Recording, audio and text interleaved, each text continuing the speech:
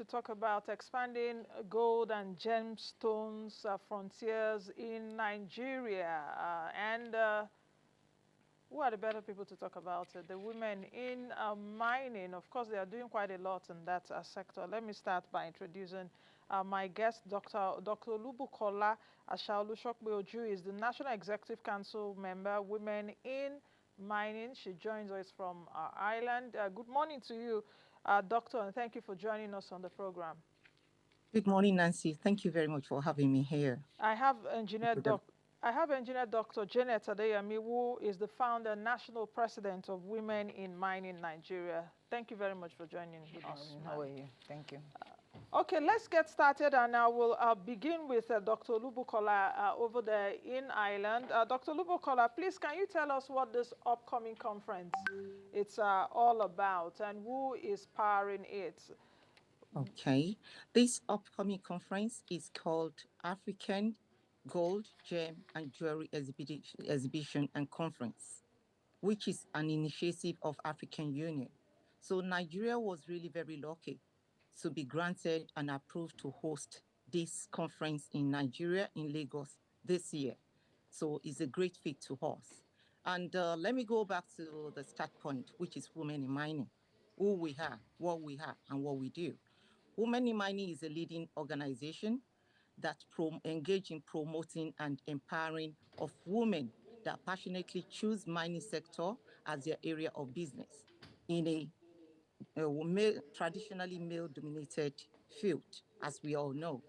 We as Women in Mining, what we actually do is we focus on advocacy for gender equalities, training of our women as well as our girls, creating opportunity for our women and our girls because we believe in catching them young.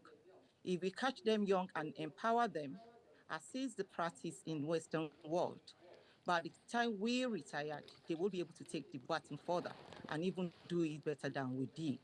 So that is the essence of including them in whatever we do.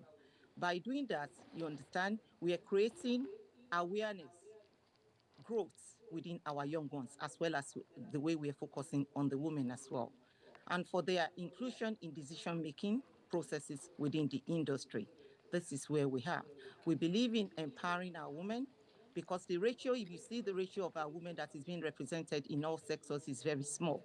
So we are looking into engaging with the government to increase, give the women power to showcase their talent, to let let the world know who we are. And we are a great nation builder, a great contributor to the economy of Nigeria. Our effort has significantly impacted both locally and globally as we helped to break gender barriers in a traditionally male-dominated, as I earlier said, field. And we have contributed to the economic growth and development of Nigeria here and beyond, propagating mining industry globally and trying all our best to understand to rebrand ourselves so that investors will be interested in coming in coming and investing in the country. We are, as I said, also partnering with African Union to organize this African Gem, Gold and Jewelry exhibition and conference in Lagos. It will give us a platform to showcase what we have in terms of our wealth in Nigeria. That is our rich mineral resources that we are blessed with in Nigeria, as well as exhibiting all our top-class jewelry craft, artistries, from minerals, artistries, high-standard world-class indigenous craftsmen that we have within our jewelers, cutters, RCS, and the rest. We have a lot of benefits. You understand? Nigeria has a lot of things to showcase to the world, and we have a lot of benefits in improving our mining sector because previously the focus was on oil and gas, but now mining is the bride of the world, which we should focus on. You understand? Invest on as well. We will use this. Conference as well to attract international avid investors to generate revenue for the country. This initiative will not only boost the economy of our country, it will create job opportunities and promote sustainable development in the mining sector. Okay, It's a Doctor. new dawn in Nigeria. Dr. And I will Bukola, tell you something, Dr. one Bukola, more thing. can I come in? Can I come in Please. just before you go? You're talking about the conference and the exhibition. I would like to know, where is the conference going to hold? What dates exactly is it? Which state or which city? I guess this is the second of the conference, isn't it? This is Yes, it actually the is. Yes, second one. the first Yes. one was in Nigeria last year. This is the second one. Okay, And the so conference yeah. will be holding in Lagos, in Lekki Phase 1, at the Jewel Aidis, which is a world-class conference center. You know, you'll love it by the time you get there. That is where the conference is taking place. The conference is holding between the September 26th to 28th of September, of this month. And one more thing as well that I wanted to, you understand, propagate about our women. One great feat that we've been able to achieve for Nigeria. For the first time ever in the history of Nigeria, a crown was made, indigenous crown, made in Nigeria by our women miners, jewelers that came together, that made this crown for Silver Board organization, which is the first time a participant in Miss Universe pageant will be wearing our own indigenous crown.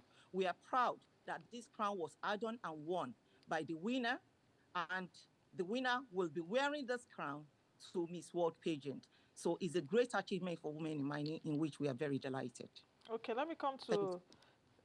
let me come over to you, Dr. Janet.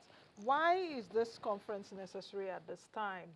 And I would like to, of course, ask you if you can add to what Dr. Olubukola had said earlier in terms of the contribution of women in mining. She just even mentioned the Miss Universe that was just held. The crown was made, of course, by women here in Nigeria. So why is this conference necessary? Thank you very much. And again, I must appreciate you for welcoming us to this program. I think this is an all-women thing. And I I'm think happy about that. And I think that is what we want, because even when you look at the venue is being owned by a woman. We are conscious of women holding hands and supporting one another. This conference is very important now at this time, because currently in Africa, there's what you call African women in mining. That means there's a movement about women in mining in the country, the consciousness. And recently we had AFTA, that's African Continental Free Trade Agreement. The African Continental Free Trade Agreement is designed to boost investments in Africa for sustainable development. So there has been estimated that there's a 20 billion jewelry and gold business. So if that business is there, the way to cash and lash into that business is to promote inclusion and sustainability. So the African Union, through AMDC, by their own understanding, decided that AJEC must be able to harness this wealth. So this is not just taking place in Nigeria. 5 countries have been announced in the AMDC calendar to host AJEC. The first one being in Zambia, July 10 to 14 this year. The next one took place in Kenya. The third one is coming up in Nigeria, that's AJEC. The fourth one will be in Ghana, and the fifth one will be in Egypt. And like that every year, and gradually we will grow to become a formidable continent, a go-to continent. And why this is equally taking place is that you find out that most people don't even know about, when you talk about jewelry in Africa, they think it's alien to us. All you have to do is go down the road and see what our parents were doing. They were wearing something before they came. It might not be as beautifully crafted because technology has aided a lot of things. So there's the need to travel back in time, encourage our people to be able to participate, to acquire the needed knowledge, the needed skill. Then the world has since moved beyond just buying. The consumers are equally ethnically conscious of what they are buying. They want to know the source of where materials are coming from. Then the business community themselves promotes what you call responsible sourcing and buying. So you want to know. So we want to bring these people out where you know the whole value chain. People who are producing, people who are exploiting, people who are cutting, and people who are selling. That is mineral traders. And that was what we demonstrated exactly with what she mentioned, the crown. If you look at the issue of the crown, women in mining, one of us, you understand, the consulting firm amongst us, that's FAR Consulting, came up. Kiki Lucas designed it, who is equally a member of Women in Mining. We got the materials. Women in Mining as an organization paid for the materials. We got one of our fine young jeweler, TJ Omolege, that's TJ, you understand? She fabricated the thing. with the support from the Ministry of Mines and Steel, Laurel School of Mine, we produce a crown that is 100% ours that we're able to showcase. And we are so grateful to Silver Board that they believed in us and we were able to deliver. So these are things that are very important. And then travel back in time again, the industry, the critical mineral sector is coming up, where there's energy transition from fossil fuel to clean energy. If we must do that, then sensitization must start now. So we are not talking of gold and gem alone. We are looking at other critical minerals, green minerals in the sector. And I'm happy you understand that what we are doing keyed perfectly into the president's agenda, the 8-point agenda of developing the economy. So these are the things why it is relevant and compulsory to address them now. What other contributions have women in the mining sector done over the years? Because this is also a sector that is male-dominated. So I need to salute you all that are in that sector. I don't know where you even have the money, because it's a capital-intensive sector. So what other contributions have women in this sector done? Then secondly, there's a new minister, there's a new sheriff in town. The Minister of Mines, of course, steel development is out of there. What is your agenda as women in mining for this new minister? He just came up with his 7-point agenda. I discussed it here on the show, I think, last week. I didn't say anything around gender there, though, but I don't know if, it's in an elaborate framework. But speak to Mr. Dele Alake now. What is the agenda for this minister? Thank you. You said, what have women been doing in the sector? I'll tell you that the sector has, we've been able to agitate for the recognition of inclusion and diversity. And it is not just in Nigeria alone. It's a global thing, where you just have to promote inclusion and diversity. You can't neglect 50% of your population, or else even what you are trying to do, you will never accomplish. Where do you get the labor? Are you going to bring people from the sky? So that tells you that there's a need to develop the capacity of the young ones. And that took us even beyond women in mining. We created a pipeline for the younger generation, which we call the Girls for Mining. So we build up their capacity. We train them to love, and to move away from the stereotype that, oh, it's a masculine sector. Oh, you can't work there. And then cultural limitation, traditional limitation, religious limitation. We try to eliminate all those barriers. Then we provide the needed skill. As we speak, there are quite a number of career professionals in the mine sector. I'm so proud of one of us, like Mary Musa, you understand, who is working with Century Mines. She goes underground, she does all manner of things, and if you get to our website, you see that. Then we are like the conscience, because you said the minister did not talk about gender. There's no way you can be talking about mining and not talking about gender. Community engagements. Who handle their community engagements for mining companies? Where there's conflict, where there's restlessness, except you want a repeat of the Niger Delta. You will see most mining companies selling their things and moving off. It's because of restlessness. So if we get it right from the beginning, you will find out that there's a natural niche God gave women, you understand, that they occupy. And those positions are being occupied by women. We talk about innovation and research. Women are into it, you understand? Women are involved. We just told you about even the crown we did. So women are in the business, supply chain and logistics, advocacy, just like what we are doing here today, understand? Opening up the space, because the age has gone, and I want everybody to be mindful of that. That age has gone where you limit anybody. Every human being has the right to choose and determine what they want to do. So we've seen women go underground, we've seen women mine, we've seen women sell, we've seen women trade, we've seen women process. So there's no aspect of mining that women are not functioning. So it's just a question of accommodating, and that jinx we've been able to break in 2017. Before 2017, women in mining started in 2006, but to build up a structure from a known to an unknown thing takes time. So we battled, but thank God we are there. And thank God that in the world today, you have about 92 countries where women in mining are strong. In Africa alone, we have 37 chapters that are being regulated by African Union. So the issue of women in mining, because in the past, when there's a women in mining, she's coming, people are sarcastic. But now we have no choice than to work with it.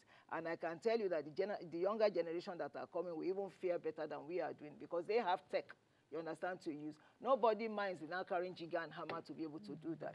Then in terms of setting agenda for the minister, we thank God for the minister. Before I go to that, you say, oh, again, I want to correct something. Community engagement. When you talk about mining, every profession has its own language, have its own terminology. When you talk about community engagement, who are you engaging in the community?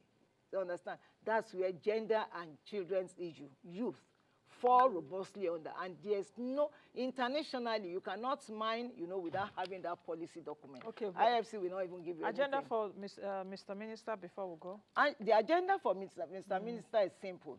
I try to come up with and compare with the president's agenda. The president's agenda has 8 critical areas: ending poverty and economic growth, access to capital, improving security. And these are the same agenda which we encourage the minister to look on. Our policy and regulatory framework is very important and needed to be competitive with international standards. The law as it is, the regulatory framework is blind, is gender blind. So there's a need for that policy to be regulated, you know, to be amended. The investment promotion, you cannot develop an alternative to oil and gas without creating the enabling environment. See what agriculture did, they created NACL. So there's the need to generate an SPV vehicle to equally drive the mining sector. And then infrastructural development. How do you move materials, goods, bulk goods from mining sites to processing location? The need for infrastructural development, and infrastructure is what we can talk all day here, but I know we are constrained by time. So I would just say the minister had to look at the issue of infrastructural development, capacity building. Capacity building, both internally and externally, is very important. The staff, they need to build the capacity to be in tandem, you understand, with what is happening, you understand, externally. And then you can talk about security and stability, because you look at the issue of security. Security, if people can't access their minds, you can't do anything. So they are quite, but I know because yes, in his agenda he has security, because he was saying there should be a collaboration to form like what they will call mine police. But let me come back to Dr. Olubukola just in 30 seconds, if you can round this up for us in terms of expectation very quickly. We have to go now. Our expectation, we are really like, coincidentally, I and Honorable Dr. Adeyemi, we are the first runner, the first stakeholder and participant contributor in the first Nigerian Mining Week. We participated in so many areas, chairperson, panelists, and So far, we are contributing so hard into the economy, into supporting the growth of mining sector. We expect our minister to recognize us. And the area, one of the areas that we have worries is that women who want to work on the ground, safety concerns, they should be given the right to do what they want, and they should be supported to grow in any area they wanted. I think thank you very much. I think we'll leave it at that. Thank you very much, Honorable Engineer Dr. Janet Adeyemi. I didn't know that honorable part, but but thank you very much for coming on the show today. Founder, National President, Women in Mining Nigeria. I've also been speaking with Dr. Olubukola Ashaolu-Shopeju, who is the National Executive Council member, Women in Mining Nigeria. She joined us from Ireland. All right, that's it today, and that's it this week. Join us again Monday, same time on the station. Be the best you can be and be the change that you want to see. I am Nancy Naji. Bye for now.